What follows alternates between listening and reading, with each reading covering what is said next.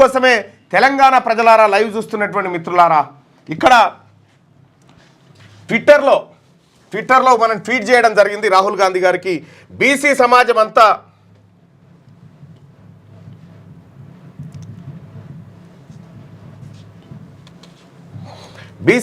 అరే ఈడ రాదా,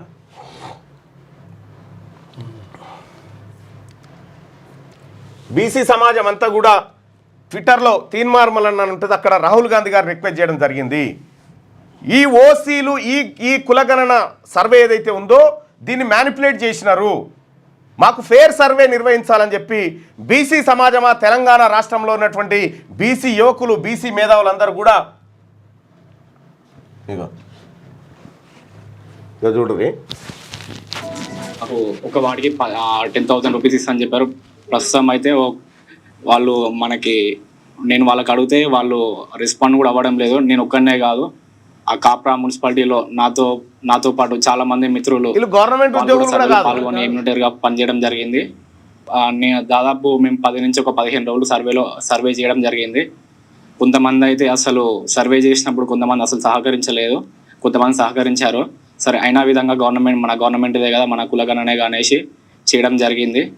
మరి ఇప్పుడు సర్వే చేసి 4 నెలలు దాటిపోయింది. ఇగో ఈయనకు 150 ఇండ్లు ఇస్తే 90 ఇండ్లలో చేసిండు, 60 ఇండ్లు ఇచ్చిపెట్టిరు. ఒక్క ఎమ్యూనరేటరే. ఇట్లా ఎక్కడ కూడా డాటా పొంతన లేకుండా ఒక ఆఫీసర్ మాట్లాడిండు, నేను ఇన్ఛార్జ్ ఉన్న ఏరియాలో 20% కాలేదని చెప్పాను. మరి ఈ రకంగా అసమగ్రంగా చేసినటువంటి సర్వే ఇది దేశానికి తలమానికం ఎట్లయితుంది? కులాల వారిగా లెక్కలు బయట పెట్టరు, చూద్దాం. కులాల వారిగా, గ్రామాల వారిగా లెక్కలు బయట పెట్టరు. కులాల వారిగా, గ్రామాల వారిగా లెక్కలు బయట పెట్టరు. మనకు చిత్తశుద్ధి ఉంటే పబ్లిక్ డొమైన్లోకి తీసుకురారు. సపోజ్ మీ ఊరుంది మల్యాల, మీ మల్యాలలో ఉన్నటువంటి ఊర్లో ఎవరెంత శాతం ఉన్నారని తెలిస్తే ఇంటింటికి పోతే అడిగి తెలిసిపోతుంది ఒకటే రోజు. మా ఊరుంది, మా విలేజ్లో, అది మాది మేజర్ గ్రామ పంచాయతీ. మా ఊర్లో రెడ్డిస్ ఉండరు, ఓన్లీ బీసీ, ఎస్సీ, ఎస్టీ, ఆ తర్వాత వైశ్యులు వాళ్ళే ఉంటారు, ఇంకా వేరే క్యాస్టే ఉండదు. సో ఇట్లా మీరు కులాలకు సంబంధించినటువంటి లెక్క ఇంకా ఇప్పుడు అయిపోయింది అనుకుంటున్నారేమో, కాదు. ఆ మొత్తం డాటా నిజంగా మనది పారదర్శకమైనటువంటి డాటానే అయితే రిలీజ్ చేయరు. రెండోది ఇంకొకటి, అది కాదు, ఎవరెవరైతే సర్వేలో పాల్గొనలేదో సర్వేలో పాల్గొన్న కుటుంబాల వివరాలు పెట్టండి, కుటుంబాల వివరాలు పెట్టండి. తెలుసు ఒక్కరోజు ఏం చేయొచ్చు తెలుసు అసలు యాక్చువల్గా వీళ్ళు నిజంగా చిత్తశుద్ధి ఉంటే ఒక్కరోజు ఒక సండే ఇచ్చి ఈ సండే రోజు ప్రత్యేకంగా ఎవరికి వాళ్ళు, ఒకవేళ ఎమ్యూనరేటర్ కూడా అవసరం లేదు, ఎవరికి వాళ్ళు మీ ప్రభుత్వం ఆ మాట చెప్పింది, కానీ ఏది మెకానిజం, ఏది ఎక్కడికి పోవాలి, వాళ్ళు ఎక్కడికి వాళ్ళు క్లారిటీ ఇవ్వాలి కదా, ఏ డేట్ చెప్పాలి, క్లారిటీ ఇవ్వాలి. ఏది మున్సిపల్ ఆఫీస్కి పోన్నా శివుని మీద భక్తి చెప్పుల మీద అన్నట్టుగా కేవలము ఎన్నికలు, అధికారం అనేటువంటి టాపిక్ మీద మీ చిత్తం ఉంటే 1931లో తప్పిపోయినటువంటి బీసీల జనాభా లెక్క ఈ రోజు కూడా మీరు తప్పిదాలతోనే ముందుకు తీసుకొస్తా ఉంటే మేల్కొన్నటువంటి బీసీ సమాజం కేవలం ఈడబ్ల్యూఎస్ను మీరు కాపాడుకోవడానికి చేసినటువంటి కుట్రలో భాగమే ఇది. రెండోది, ఇక్కడ హడావిడిగా మీరు బయట పెట్టారు. సరే, ఢిల్లీ ఎలక్షన్కు ఒకరోజు ముందు మనం ఏదో ప్రయత్నం చేయబోయినాం, అది పార్టీ ప్రయోజనాలు అవన్నీ ఉండొచ్చు, కానీ మీరు మీ ప్రయోజనాల కోసం బీసీల లెక్కను తప్పు చెప్తామంటే ఎట్లా? మీరు చెప్పినటువంటి లెక్కకు శాంటిటీ ఏంది? మీరు ఒకటి నేను తీన్మార్ మల్లన్నగా బీసీ వర్గాల బిడ్డగా డిమాండ్ చేస్తా ఉన్నా, మనం చేసినటువంటి సమగ్ర కుల సర్వే ఉంది కదా, గ్రామాల వారీగా వివరాలు పెట్టండి, గ్రామాలు వార్డుల వారీగా పెట్టాలి, గ్రామాలు వార్డుల వారీగా వివరాలు పెట్టండి. రెండోది, ఎవరు ఇందులో పాల్గొనలేదో వాళ్ళ వివరాలు పెట్టండి. ఈ 2 పెడితే మనం సరిగ్గా చేసినట్టే. పోయిగా ఈ 2 పెడితే చాలు. ఎక్కడ కూడా అపార్ట్మెంట్ వాళ్ళు ఉంటే ఓనర్ తప్ప మిగతా అపార్ట్మెంట్ ఎవరిని చేయలే. ఎట్లయితుంది ఇది? సమగ్రంగా అంటారు మళ్ళీ ఇంకా. కాబట్టి ఈ అసమగ్రమైనటువంటి కుల సర్వేని బీసీ సమాజం యాక్సెప్ట్ చేస్తలేదు. ఒక్కరన్నా బీసీ వర్గాల్లోంచి ఇది మాకు నచ్చిందా అన్నోడు ఉన్నాడా? ఈ సరూర్ నగర్ హుడా కాంప్లెక్స్ దగ్గర 42 అపార్ట్మెంట్లలో మొత్తం సర్వేనే జరగలే. తర్వాత ఇక్కడ మల్కాజ్గిరికి సంబంధించి 138 వార్డులో అసలు సర్వేనే జరగలే. సో ఇట్లా మీరు ఈ సర్వే చేయకుండా వాస్తవానికి ఏం జరగాలి?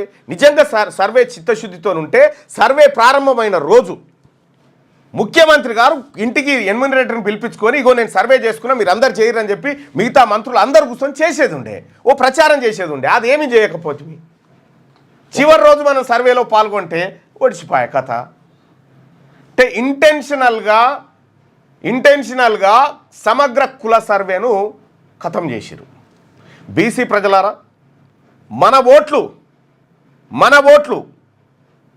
మనం వేసుకుంటే మన లెక్కలు మనం తీయొచ్చు. వీళ్ళు ఎప్పటికీ విషాన్ని వడపోస్తే అమృతం కాదు, విషమే అవుతుంది. కాబట్టి బీసీ సమాజమా అంతా మేల్కోవాల్సినటువంటి సమయం ఆసన్నమైంది. కొంతమంది కాన్సీరామ్ గారు తన అన్ ఎరా ఆఫ్ స్టూంజెస్ అనేటువంటి బుక్లో రాసినట్టుగా, చెంచాయుగం అనే బుక్లో రాసినటువంటి విధంగా కొంతమంది ప్రవర్తిస్తారు. ఆ చెంచాల గురించి మీరు ఆలోచించకండి. కానీ ఒకటైతే సత్యం, తెలంగాణ రాష్ట్రంలో కుద్దు అప్పర్ క్యాస్ట్ వాళ్ళు ఒప్పుకుంటారు ఇది అన్యాయం అన్నా అని. అప్పర్ క్యాస్ట్లో ఉన్నటువంటి రెడ్లు ఫోన్ చేసి చెప్తారు, అన్న ఇది అన్యాయం అన్న, ఇది జరిగింది, మ్యానిపులేషన్ జరిగిందన్న, ఇంత జనాభా ఇంత తక్కువ ఉండదన్న బీసీలది అని వాళ్ళు కుల్లాగా చెప్తున్న తర్వాత ఇక మరి బీసీ సమాజమా మనం మేల్కోవాల్సినటువంటి సమయం ఆసన్నమైంది. ఫిబ్రవరి 12 తారీఖు వరకల్లా నోటీస్కు రిప్లై ఇవ్వాలని చెప్పిర్రు. నేను ఒకటి చెప్తా ఉన్నా, తీన్మార్ మల్లన్న దేనికి భయపడేటోడు కాదు. అర్థమైందా? తీన్మార్ మల్లన్న దేనికి భయపడేటోడు కాదు. ఈ రాష్ట్రంలో ఉన్నటువంటి మెజారిటీ ప్రజలైనటువంటి బీసీలు మీ నోటీసును అందుకున్నారు.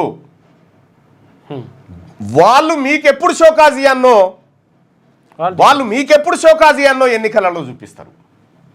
బీసీల షోకాజ్ ఎన్నికలలో చూపుతున్నారు మీరు.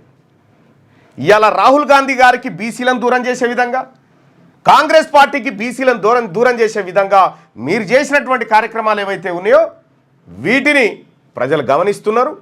మీ కర్మ, దాన్ని ఎవడు కాపాడలేడు. కానీ ఒకటైతే సత్యం, ఈ రాష్ట్రంలో ఈ దేశంలో కాంగ్రెస్ పార్టీని రక్షించుకుంటాం. పేద వర్గాల కోసం ఆలోచిస్తున్నటువంటి రాహుల్ గాంధీ గారిని మా నాయకుడిగా గుర్తిస్తాం. ఇదే నేను చెప్పదలుచుకున్నటువంటి ఆలోచన విధానాన్ని ముందుకు తీసుకోవాలి. ఆయన ఆలోచన విధానం ముందుకు తీసుకుపోరు. వీళ్ళు ఆయనకు సంబంధించినటువంటి ఆలోచన విధానాన్ని ముందుకు తీసుకుపోరు. ఆయన కథ ఉండదు, మొత్తం ఇదే వ్యవహారం. అందుకోసమే తెలంగాణ రాష్ట్రంలో ఉన్నటువంటి బీసీ ప్రజలారా, నేను చెప్తా ఉన్న అసమగ్ర కుటుంబ సర్వే, కుల సర్వే, అది సమగ్రంగా లేదది.